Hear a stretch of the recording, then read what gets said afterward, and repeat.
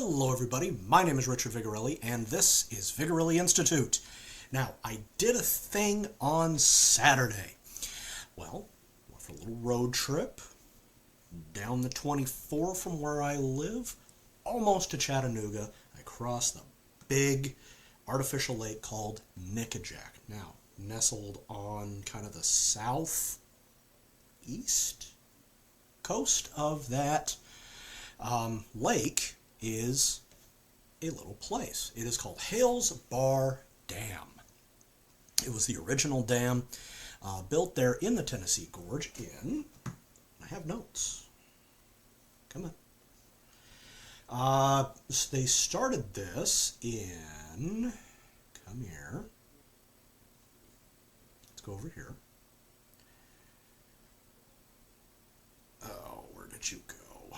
So they started the dam. It was devised in the 1890s. First designs were to flood the Tennessee River Gorge and provide smooth navigation through previously impassable stretch of the river. See, this would improve trade. That way they could get stuff from Chattanooga to Nashville a little bit more effectively. Or, just up the river more. Okay? So they started with construction of this, and in 1905 ran into some problems. They were supposed to open the dam in 1909, but only by 1910 was the lock system active. Oops. And Powerhouse was soon done afterwards, but it was fully completed 3 years later in 1913. By 1919, Hales Dam finally started operations. New problems quickly mounted for the structure. Leaks started to appear in the dam itself, and engineers were having a hard time fixing it because they just decided to put asphalt in there. The black stuff on roads, as Europeans call it, tarmac. So, by 1931, it was losing 1,000 cubic feet of water per second. Held it back like a sieve, really. Moving on. 1939, Hales Dam came under the control of the Tennessee Valley Authority because Tennessee Valley Authority was created during the Great Depression. See, they wanted to help modernize Tennessee and make it a bit more of a gem in the South because, well, back then, Tennessee kind of sucked. Nashville was a crime-ridden hellhole, which was about the size of your average town today, and that was the biggest city. Chattanooga was just an industrial and railroad hellhole, and Memphis, well, it was Memphis. So, it came under control of Tennessee Valley Authority, or otherwise known today as the TVA, in 1939, but by 1943, they managed to finally stop the leakage on the dam. To be fair, there was a war on. Not exactly a manpower thing. Okay? Unfortunately, this was only fine till about the 1950s. Leaks reappeared in the dam at 2,000 cubic feet of water per second. That's a flow, really. Okay? Research into these links found that they were interconnected, suggesting the dam would soon fail completely. So they said, screw it. Okay, 1963, new dam was ordered to be built to replace Hales Bar, and work began the following year. Completed in 1967, the Nickajack Dam brought an end to the Hales Bar Dam's functional life, and on December 15 of that year, Hales Bar ceased operations. Generators and other essential components for the Hales Bar were moved to Nickajack, and by late 1968, most of the dam structure had been demolished. I mean, what do you need it for? Just get rid of the stupid thing.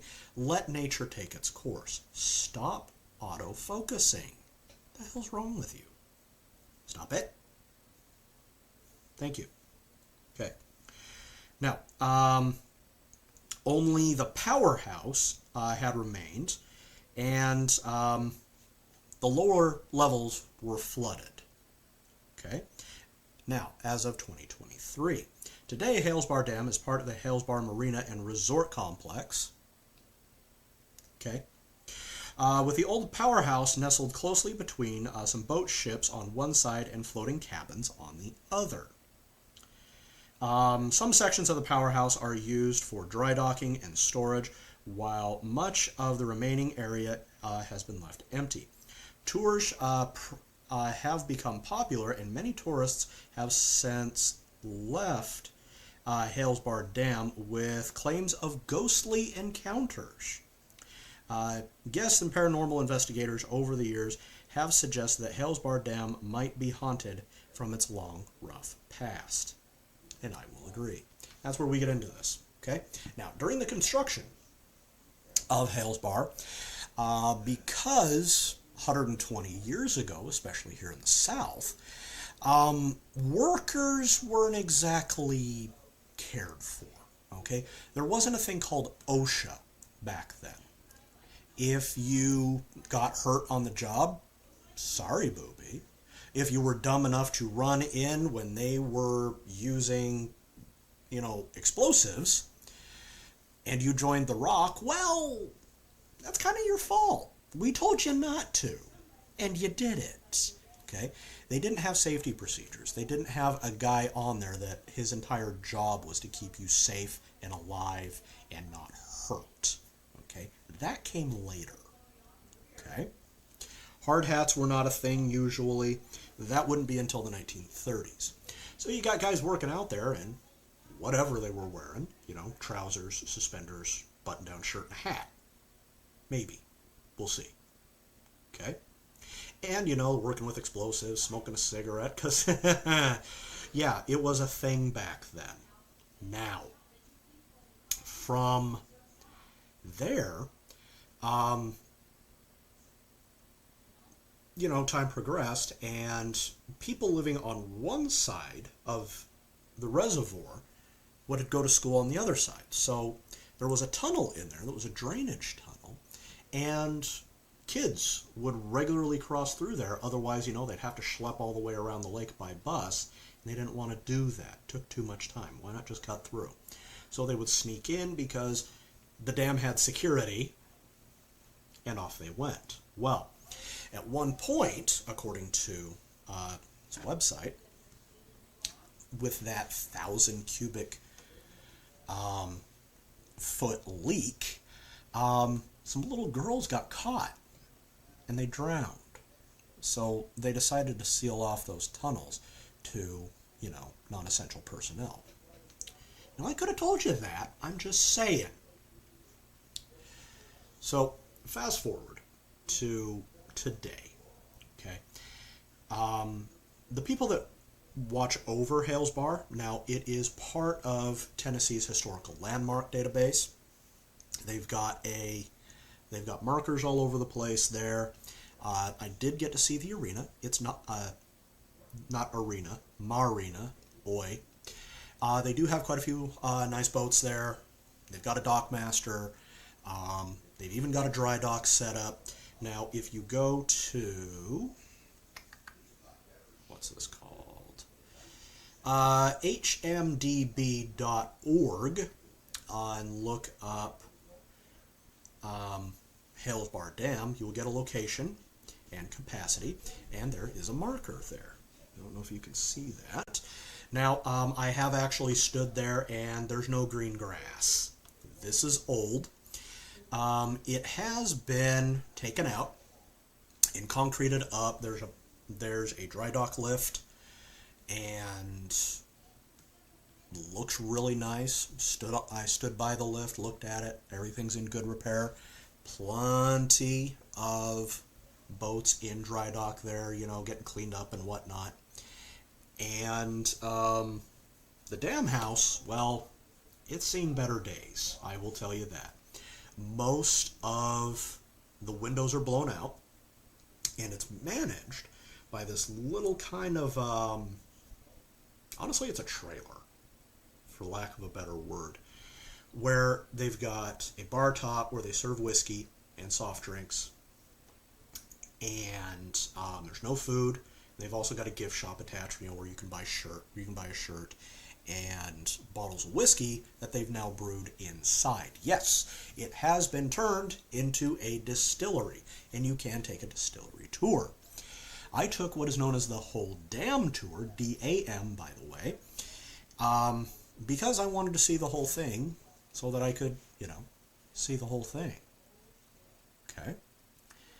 Now, interestingly, everybody that works there says it's haunted, and I will confirm that. Caveat, we'll get to that. Okay? They started telling me ghost stories about, just hanging out there at the bar top. Somebody put their hand on your shoulder, but only if you stand in a certain spot. People have walked by the window.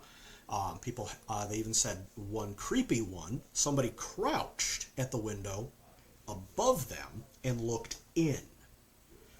It was a guy dressed in, 1910s, 1920s attire. And he just watched them for about an hour. That's not weird. Not at all.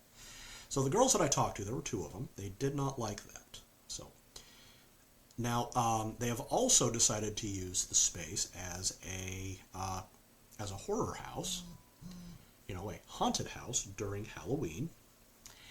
And they've got everything set up in there, and there's a bunch of little candelabras that have electronic candles on them. Now, these candles have a twist top on them, and they are really quite a to-do. I did sample one. It takes a little bit to get it lit, so we'll get to that in a minute. But they were set up all throughout, for ambiance, and during the haunted house hours, these are on. Nice creepy feel to it, and you can go through. They've got animatronics, etc. So the girl that took me through, her name was Katie. Cute kid. I'd say late 20s, early 30s at the oldest. Kind of short, redhead. Okay.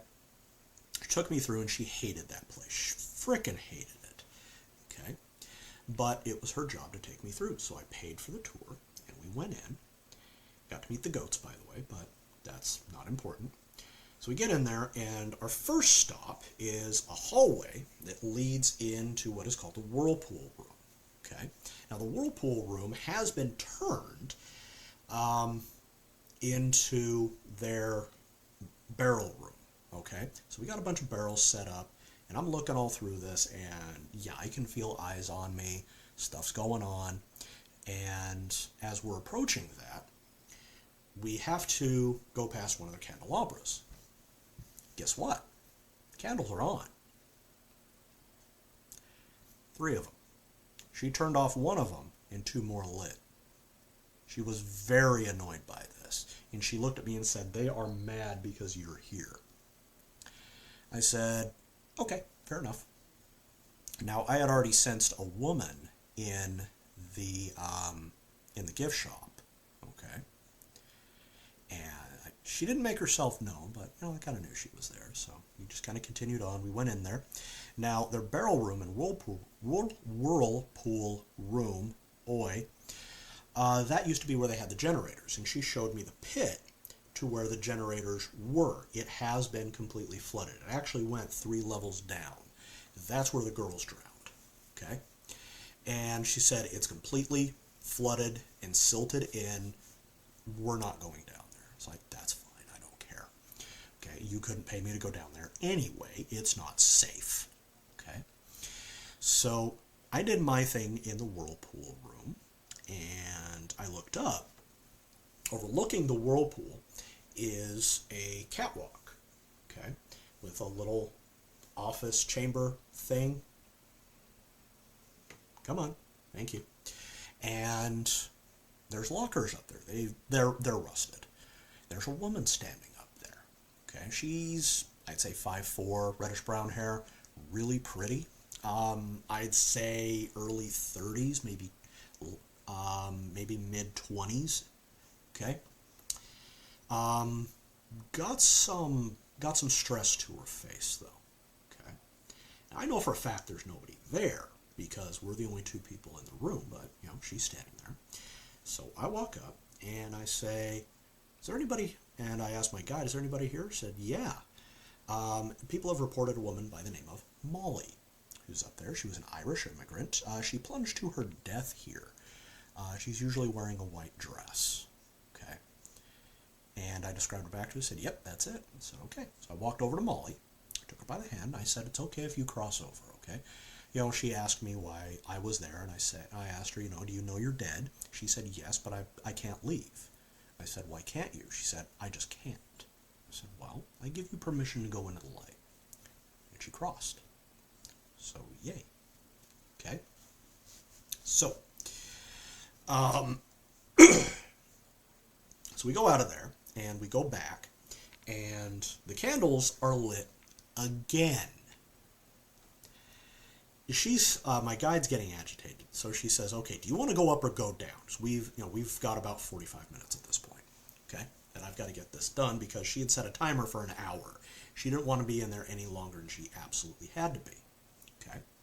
So I said, all right, let's go to the lower level, okay? Where the tunnels we can get into are where, we can still reach. This is part of the haunted house. So she leads me down there, and I'm getting feelings like we're getting followed. It's like, that's fine, I don't care. So she leads me to the end of one of these corridors, to a place where some not-so-nice religious people who have an affinity for goats, we'll say, because YouTube will get mad if I say it, they had done a ritual in there, okay? And this section smelled like rotting meat. There was no meat. So I go in there, I do my thing, and I break it. Okay? I break the smell, and my guide flat out refused to enter that section with me. She saw me do the thing, and she felt the kind of whoosh that comes after you do something like that, and she just kind of smiled like, okay, this guy's cool. So she showed me around, and, we looked around, and I did a couple of other things. A couple of beacons, when I say did a couple of other things, that's what I'm doing. So I activated those, and the air just started to clear, okay? So she takes me upstairs, okay? This is where the admin offices were. This is where the guys who would have had to stay at the dam would have been bunked.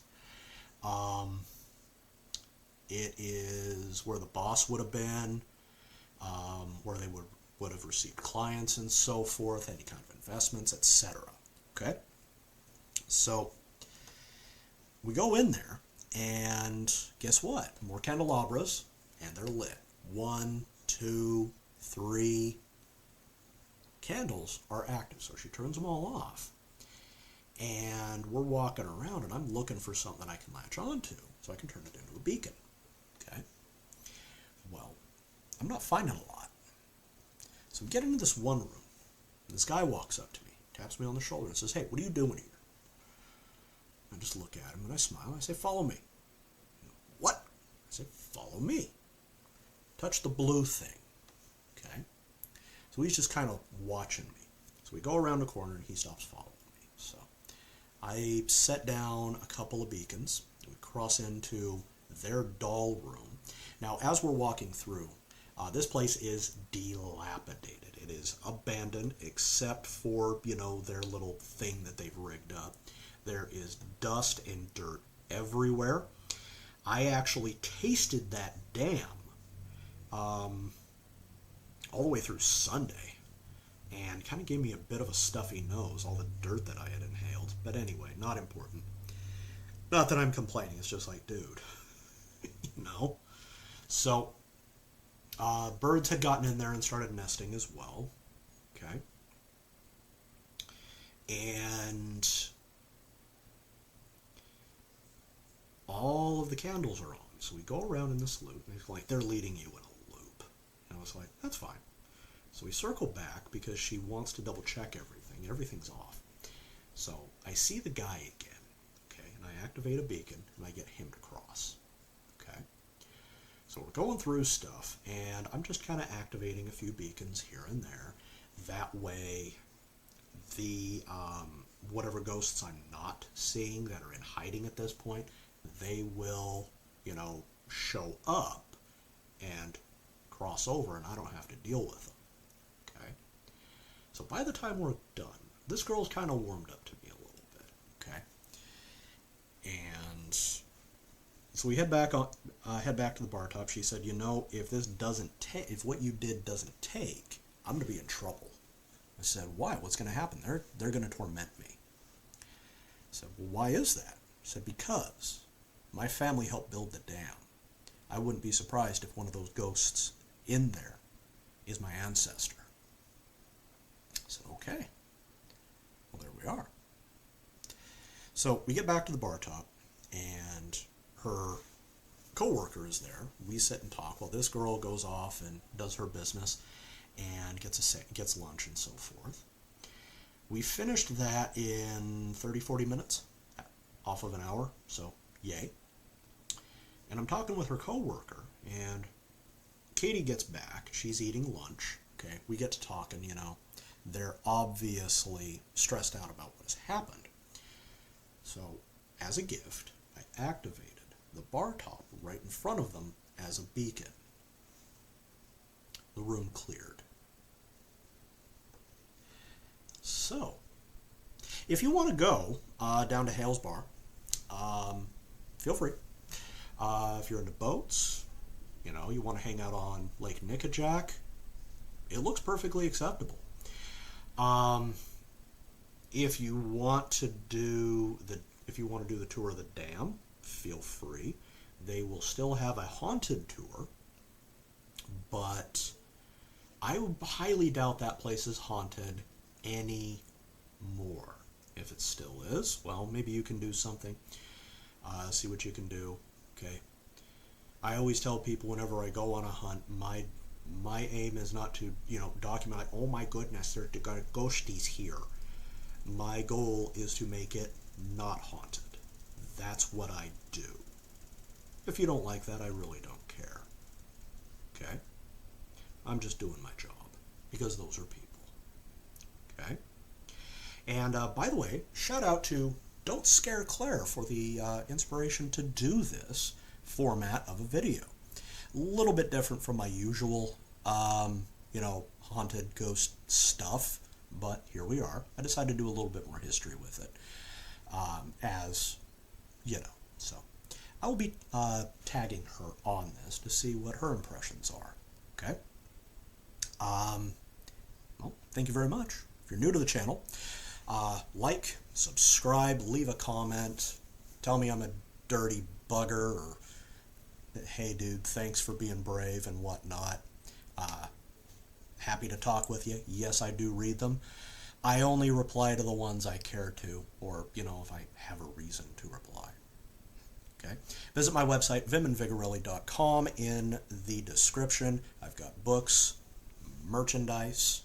By the way, since it's winter and it's a wee chilly, I do have blankets available, also hoodies, and lots of other stuff. For example, I've been lazy. I haven't gotten this put up yet. I'm getting annoyed with myself. Got posters. Yes, this will be replacing the flag of Corsica behind me, because that thing's huge, and I'm getting sick of looking at it. So, I just need to get a frame. Alright. I'll be back later, so you guys take care. Bye-bye.